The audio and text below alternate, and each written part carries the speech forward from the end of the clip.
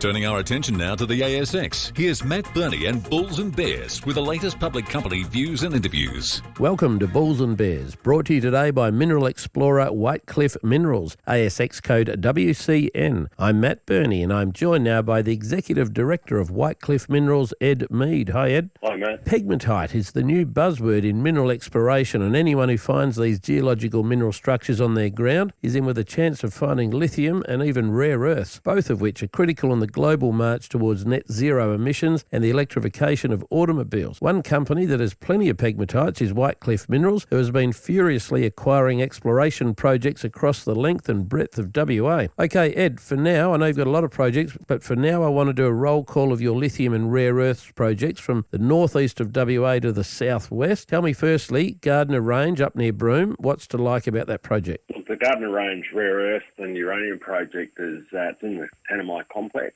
and which are the right rocks for rare earths. And to the northeast of our project, we've got Northern Minerals, a current resource of 9.2 million tonnes at 0.7 trio. We're contiguous to Rare X is Man's Bridge project, and Rare X have been on the headlines recently with the Cummins Range project, which is just to the west of us. So an exciting area for rare earths. You recently picked up the Yinnanthara project to the east of Carnarvon in WA. What are the headline geological features there? Made up of 4 projects in the area, and all of the tenements and projects that we've picked up have known pegmatites that are immediately adjacent tenement, and just very limited work on the actual projects themselves. We have looked at some geochem that's been done by GSWA, which looks quite positive, and also magnetics, but we're planning to get on the ground there next week, actually. What minerals are you looking for? So there we're looking for lithium and rare earth elements. Okay, moving south, you've picked up the Dimals project east of Geraldton. What's to like about that? Look, the Dimals lithium and rare earth project's an interesting one. It's a substantial lack of work's been done. It sits between